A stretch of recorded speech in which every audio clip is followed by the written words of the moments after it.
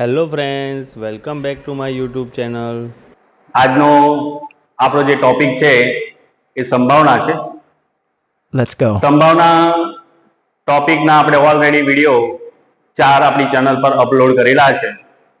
દરેકની અંદર આપણે 2 માર્ક્સના, 3 માર્ક્સના અને 4 માર્ક્સના સમ સમજેલા છે. આજે આપણે એવી જ રીતે આજના વિડીયોની અંદર આપણે જે 1 માર્ક્સમાં અને 2 માર્ક્સની અંદર જે પૂછાય છે એવા સમ દ્વારા આપણે સમજવાનો પ્રયત્ન કરીશું. તો આ જે શોર્ટ સમ છે એ કરવા માટે તમને 3 વસ્તુ ક્લિયર હોવી જોઈએ. એક તો શક્ય ઘટના, અશક્ય ઘટના અને પૂરક ઘટના. શક્ય ઘટના એટલે ચોક્કસ બનવાની જ છે તેવી ઘટના, અને અશક્ય ઘટના એટલે કદી પણ નથી બનવાની તેવી ઘટના. સમજો કે અશક્ય ઘટના છે એની સંભાવના હંમેશા 0 હોય અને શક્ય ઘટનાની સંભાવના 1 મળે. અશક્ય સંભાવના જેવી કે તમને એવું કહે કે સૂર્ય પશ્ચિમમાં ઉગે તેની સંભાવના, તો આપણને ખબર છે સૂર્ય કોઈ દિવસ પશ્ચિમની અંદર ઉગી ન શકે, એટલે કે અશક્ય ઘટના છે તેની સંભાવના 0 આવે. એ જ રીતે 100 ગુણની પરીક્ષાની અંદર 101 ગુણ મળે તેની સંભાવના, તો આપણને ખબર છે કે 100 માર્ક્સની પરીક્ષા હોય તો 0 થી લઈ અને 100 માર્ક્સ સુધીની આવી શકે, કોઈ દિવસ 101 માર્ક્સ ન મળે, એટલે કે અશક્ય ઘટના છે તેની સંભાવના 0 કહેવાય. એ જ રીતે ભારત અને પાકિસ્તાનની મેચની અંદર શ્રીલંકા જીતે તેની સંભાવના, તો મેચ 2 રમે છે ભારત અને પાકિસ્તાન, તો શ્રીલંકા કદી જીતવાનું જ નથી, તો અશક્ય ઘટના છે તેની સંભાવના 0 હોય. તો આ રીતે કોઈ પણ અશક્ય ઘટના હોય તેની સંભાવના 0 હોય. શક્ય ઘટના એની સંભાવના 1 હોય.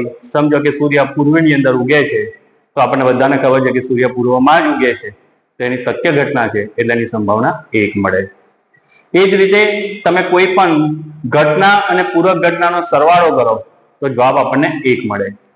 કોઈ પણ સંભાવના હોય એની ઓછામાં ઓછી સંભાવના 0 હોય અને વધારેમાં વધારે 1 હોય, એટલે સંભાવના 0 થી લઈ અને 0 કાં તો 1 કાં તો 0 થી 1 ની વચ્ચે મળે. તો આપણે અહીંયા જોઈએ કે કહે છે કે P of A plus P of A dash. P of A એટલે કે શક્ય જે તમારે જે ઘટના જોઈએ છે તે ઘટના, અને A dash એટલે એ ઘટનાની પૂરક ઘટના. તો ઘટના અને પૂરક ઘટના બંને ભેગું કરીએ તો એનો જવાબ આપણને 1 મળે. કેટલો મળે? 1. જો P of A dash બરાબર 0.77, તો P of A ફાઇન્ડ કરવાનો.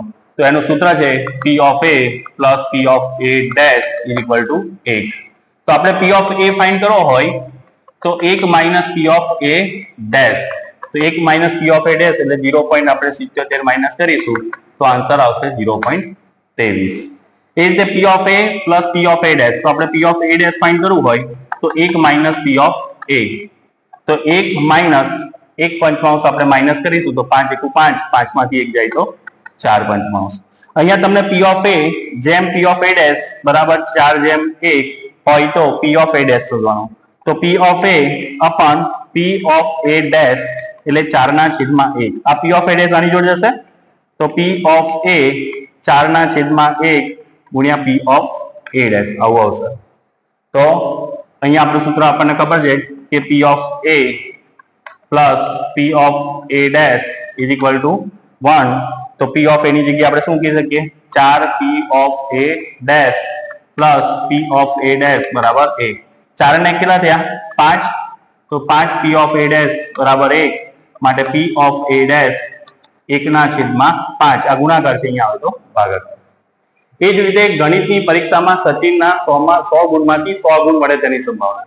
તો આપણને ખબર છે કે સાનુકૂળ પરિણામ કે કુલ પરિણામ આપણને 101 મળે. કેવી રીતે 101? તો 0 થી માર્ક્સ ચાલુ થાય અને છેલ્લામાં છેલ્લા 100 મળે, એટલે આપણને 0 થી 100 એટલે 101 મળે. અને આપણે 100 ગુણની પરીક્ષા હોય તો આપણે ઘટના લખી શકીએ કે 100 ગુણની પરીક્ષામાં 100 ગુણ મળે. 100 ગુણ મળે તો આપણને ખબર છે કે 100 0 થી 100 માં 100 કેટલી વાર આવે? એક જ વાર, એટલે m બરાબર 1 કહેવાશે. એટલે P of A m/n એટલે 1/101 કહેવાશે. એક પેટીમાં 42 વીજળીના ગોળા છે, તો કુલ ગોળા કેટલા? 42. એમાં 12 વીજળી ગોળા ખામીવાળા છે, તો ખામીવાળા ગોળા કેટલા છે? 12. તો ખામી વગરના કેટલા થયા? 30. ખામી વગરના ગોળા કેટલા મળશે આપણને? 30 મળશે. હવે શું કહે છે, એક વીજળીની ગોળાની પસંદગીની સંભાવના, પણ કેવા? ખામી વગરના. તો આપણે જો ખામી વગરના ગોળા કેટલા છે? તો કે 30. કારણ કે ખામી વાળા ગોળા કેટલા હતા? ગોળા ખામી વાળા છે, 12 ખામી વાળા. તો ખામી વગરના 30. તો આપણે સંભાવના શોધવી હોય તો સાનુકૂળ પરિણામ કોણ આવશે? 30. અને કુલ પરિણામ કેટલા આવશે? 42. તો 6 પંચા 30, 6 સાતા 42. તો જવાબ મળશે 5/7. લીપ વર્ષના ફેબ્રુઆરી માસમાં 5 ગુરુવાર હોય તેની સંભાવના. તો આપણને ખબર છે કે લીપ વર્ષ હોય એમાં ફેબ્રુઆરી માસના દિવસ કેટલા? તો કે ફેબ્રુઆરી માસના દિવસ લીપ વર્ષની અંદર 29 દિવસ આવે. કેટલા દિવસ આવે? 29.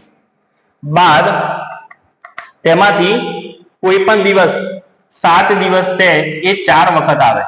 સોમવાર 4 વખત, મંગળવાર 4 વખત, બુધવાર 4 વખત, ગુરુવાર, એ બધા દિવસ 4 વખત આવે. તો 7 ચોક 28 દિવસ. તો એક દિવસ જે વધે છે, એ દિવસ જે વધ્યો છે એ દિવસ 7 માંથી કોઈ પણ દિવસ હોઈ શકે. સોમય હોય, મંગળ, બુધ, ગુરુ, શુક્ર, શનિ, રવિ, કોઈ પણ દિવસ હોય. એ જે 5મી વખત આવશે. બધા દિવસ 4 વખત તો આવી જાય એટલે 28 દિવસ થઈ ગયા. ઉપર એક દિવસ વધ્યો એ સોમવાર હોઈ શકે, મંગળવાર, બુધવાર, કોઈ પણ હોઈ શકે. તો આપણે અહીંયા સંભાવના શોધવાની કઈ છે કે P of A m ના છેદમાં n come P of A. આપણે ઘટના એવું કહીશું, લીપ વર્ષમાં ફેબ્રુઆરી માસમાં 5 ગુરુવાર હોય તેવી ઘટના. તો 5 ગુરુવાર હોય, બરાબર છે. તો એમાં કોઈ પણ દિવસ ગુરુવાર એકવાર આવે તો 1. અને કુલ પરિણામ એના કેટલા થશે? તો કુલ પરિણામ 7 દિવસ હોય એટલે કે 7, એટલે 1/7. એ જ રીતે લીપ વર્ષમાં 53 બુધવાર હોય. કેટલા બુધવાર? 53. તો લીપ વર્ષ, તો આપણે આ દાખલો શોર્ટમાં ગણ્યો અને થોડો લેન્થ મોટો કરી, જે 2 માર્ક્સની અંદર પૂછી શકે તો એ રીતે આખો આપણે દાખલો ગણીશું. તો લીપ વર્ષમાં 366 દિવસ હોય. એમાંથી બાદ બધા દિવસ 52 વખત આવે. બરાબર? બધા દિવસ 52 વખત, સોમવાર 52 વખત, મંગળવાર, એવા 7 દિવસ. એટલે તમારા 364 દિવસ જતા રહે. તો ઉપરના 2 દિવસના જોડકું બને. સોમ મંગળ હોઈ શકે, મંગળ બુધ હોઈ શકે, બુધ ગુરુ. તો અહીંયા પરિણામ મળે, કુલ પરિણામો. તો આપણે જોઈએ તો પેલું સોમ મંગળ, મંગળ બુધ, બુધ ગુરુ, ગુરુ શુક્ર, શુક્ર શનિ, શનિ રવિ અને રવિ સોમ. તો ગણીએ તો 1 2 3 4 5 6 7 n બરાબર કુલ પરિણામ આપણને કેટલા મળશે? 7 મળશે. કેટલા મળશે? 7. જે રીતે અહીંયા કોણ મળ્યું હતું?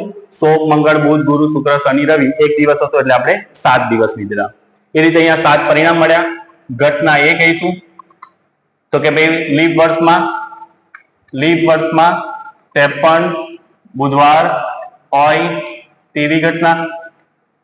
તો એ બુધવાર વાળું જોડકું કયું આવ્યું? તો કે મંગળ બુધ અને બુધ ગુરુ, મંગળ બુધ અને બુધ ગુરુ. તો એમ બરાબર સાનુકૂળ પરિણામ કેટલા થયા? 2 થયા. એટલે P of A m ના છેદમાં n એટલે કે 2 ના છેદની અંદર જવાબ કેટલો મળશે? 7. આ રીતે તમે 2 માર્ક્સના સમની અંદર ગણાય અને જ્યારે 1 માર્ક્સનો પૂછાય તો આવું શોર્ટમાં પણ તમે કરી અને કેલ્ક્યુલેશન કરી અને તમે જવાબ લખી શકો છો. એ રીતે જાન્યુઆરી માસમાં 5 રવિવાર હોય. તો જાન્યુઆરી માસના દિવસ કેટલા? જાન્યુઆરી માસના દિવસ 31 દિવસ હોય. બાદ બધા 7 દિવસ 4 વખત આવશે. એટલે 7 ચોક 28 દિવસ, 3 દિવસ હોય. તો જે રીતે 2 ના જોડકા બન્યા એવી રીતે 3 ના બનશે. સોમ મંગળ બુધ, મંગળ બુધ ગુરુ, બુધ ગુરુ શુક્ર, ગુરુ શુક્ર શનિ, શુક્ર શનિ રવિ, શુક્ર શનિ રવિ, શનિ રવિ સોમ, રવિ સોમ મંગળ, એમ 7 બનશે. એટલે કે n બરાબર કુલ પરિણામ આપણને 7 મળશે. તો ઘટના એ જાન્યુઆરી માસમાં 5 રવિવાર હોય તેવી ઘટના. તો આપણે 3 જોડકા મળશે જાન્યુઆરી માસમાં રવિવાર. તો એક તો પેલું શુક્ર શનિ રવિ, શુક્ર શનિ રવિ એક જોડકું મળશે. એ રીતે શનિ રવિ સોમ બીજું મળશે. એ રીતે રવિ સોમ અને મંગળ. તો એમ બરાબર સાનુકૂળ પરિણામ આપણને 3 મળશે. માટે P of A m ના છેદમાં n એટલે 3 ના છેદની અંદર આપણને 7 જવાબ મળશે. એટલે સચિન શબ્દના એક અક્ષર પસંદ કરતા તે સ્વર હોય.